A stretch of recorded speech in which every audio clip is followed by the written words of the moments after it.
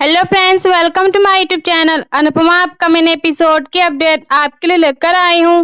Video शुरू करने से पहले मेरी आप लोगों से एक छोटी सी रिक्वेस्ट है, प्लीज वीडियो को हाइप कर देना एंड चैनल को सब्सक्राइब कर देना। Thank you. अनुपमा अनु की रसोई के बोर्ड को देखती है और अपने बीते हुए वक्त को याद करती है। उसका दिल भर आता है। इसी बीच तोसू उसे देखता है तो उसे चिंता होती है कि कहीं अनुपमा को यह पता ना चल जाए कि उसने अनु की रसोई के सारे बर्तन बेच दिए हैं। तोसू घबराकर अनुपमा से पूछता है कि आप यहाँ क्या कर रही हैं? अनुपमा पूछती है कि क्या काफी समय से यहाँ कोई आया नहीं है?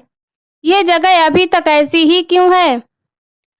तोसू हिचकिचाते हुए कहता है कि सबको लगता है कि ये जगह मनहूस है। अनुपमा कहती है कि नहीं, अग्नि में जलकर कुछ भी मनहूस नहीं होता बल्कि पवित्र हो जाता है।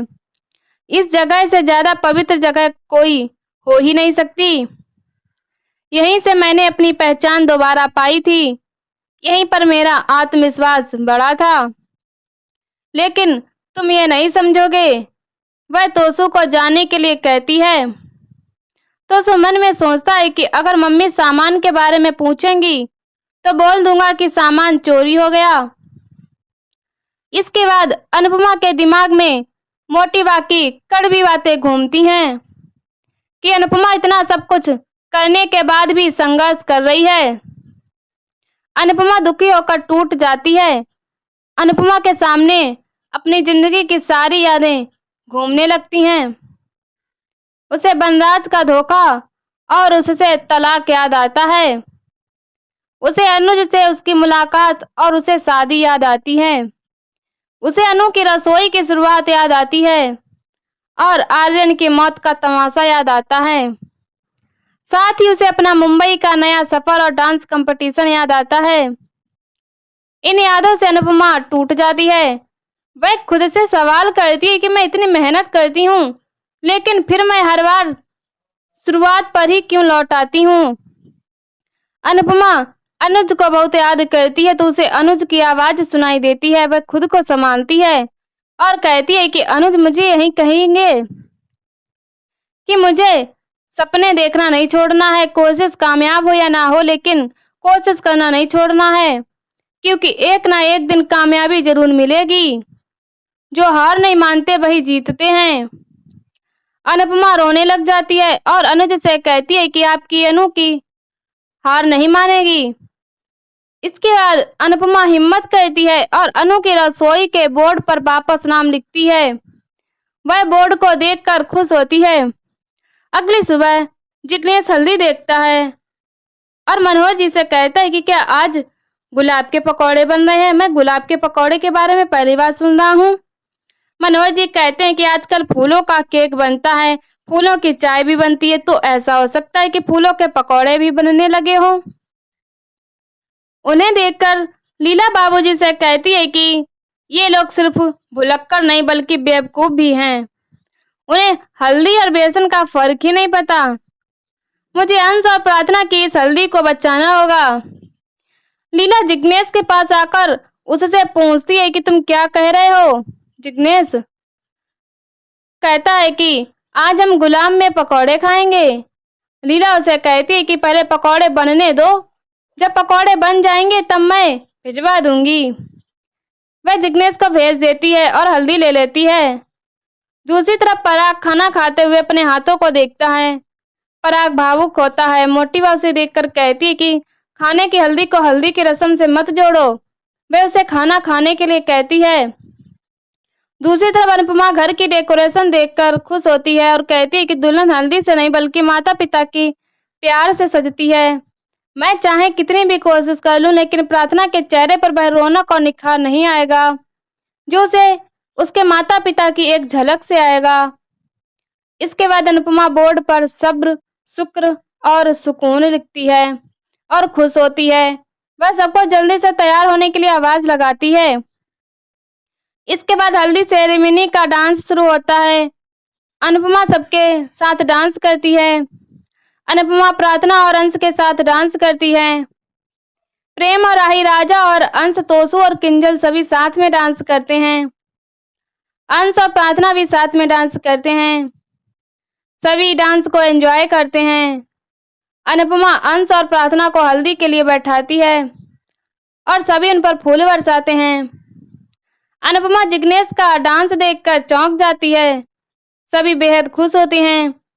इसी बीच प्रार्थना की आंखों में अपने परिवार के लिए इंतजार होता है। लीला उसे देखकर परेशान होती है और अनुपमा से कहती है कि वहां जाकर क्या फायदा हुआ, वो लोग तो नहीं आए। टूटे हुए रिश्ते इतनी आसानी से नहीं जुड़ते। अनुपमा कहती है कि खून के रिश्ते इतनी आसानी से नहीं टूट सकते। रिश्ते रूठ सकते हैं लेकिन टूट नहीं सकते। अनुपमा बोर्ड का नाम दिखाती है और कहती है कि जिंदगी में सबको सब कुछ नहीं मिलता, लेकिन जितना भी मिले उसमें सब्र रखो और शुक्र करो तो सुकून मिलेगा। जो चाहे वह मांगो, लेकिन उसके मिलने तक जो है उसे कम मत समझो, क्योंकि जिंदगी आज में है कल में नहीं। तोसू अनुपमा से सहमत होता है और कहता है कि कोठारी परिवार आए या ना आए, हमें तो एंजॉय करना चाहिए।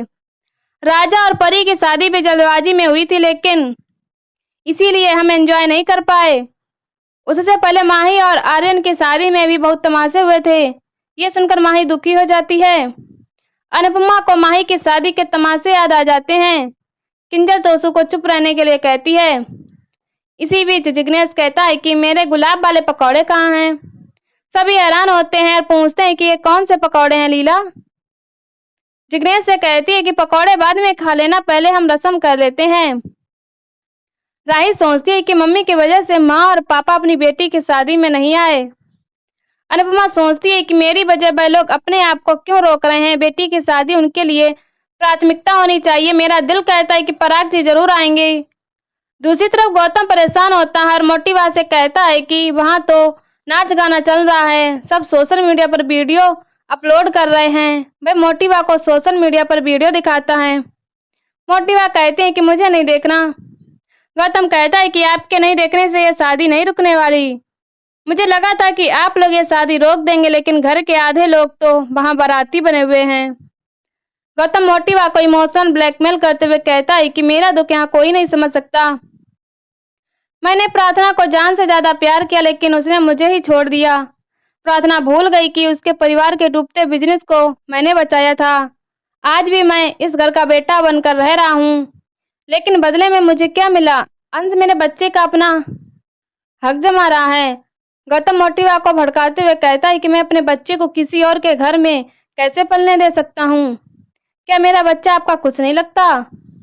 मोटिवा परेशान होती है। गौतम सोचता है कि जो मैं नहीं कर पाया वह अब काम मेरा बच्चा करेगा। वह मोटिवा से कहता है कि वहां पर मेरे बच्चे को वही संस्कार और परवरिश मिलेगी जो अनुपमा ने अपने बच्चों को दी है। कोठारी और गांधी परिवार का चिराग साहे कहलाएगा। मेरा बच्चा सिर्फ मुझे बाप बोलेगा, अंश को नहीं। गौतम जाते हुए मोटिवा को धमकी देता है कि अगर आपने अंश को अपना दामाद स्वीकार किया तो मैं दामाद से आपका दुश्मन बन जाऊंगा। मोटिवा चौंक जाती है। दूसरी तरफ अनुपमा सबको बताती है कि पहले लड़के वाले अंश को हल्दी लगाएंगे और उसके बाद अंश की आरती गई हल्दी लड़की वाले प्रार्थना को लगाएंगे। जिग्नेश पूछता है कि इन्हें हल्दी क्यों लगा रहे हैं। प्रेम कहता है कि इनकी शादी है। जिग्नेश कहता है कि शादी तो मेरी भी है, मुझे हल्दी क्यों नहीं लगाई। मनोज जी कहते हैं कि शादी कंस की है। तोसू कहता है कि कंस नहीं, अंश की शादी है। मनोज जी हमेशा की तरह नाम भूल जाते हैं। सभी जिग्नेश और मनोज जी की बातों पर हंसते हैं। इसी बीच भोज वहां आता है।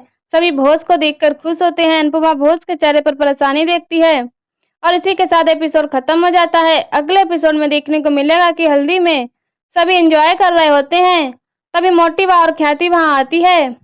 मोटिवा कहती है कि हम यहाँ जिम्मेदारी का बोझ उतारने आए हैं। वह प्रार्थना को कानूनी कागज पर साइन करने के लिए कहती है। लीला के पूछने पर मोटिवा बताती है कि इसमें लिखा है कि बच्चा पैदा होने के बाद प्रार्थना वह बच्चा हमें सौंप देगी। ये सुनकर सभी चौंक जाते हैं और यहीं पर एपिसोड खत्म हो जाता है। ऐसी वीडियो देखने के लिए हमारे चैनल को सब्सक्राइब करें, वीडियो को हाइप करें और हमें कमेंट में बताओ वीडियो कैसी लगी। तब तक के लिए बाय बाय।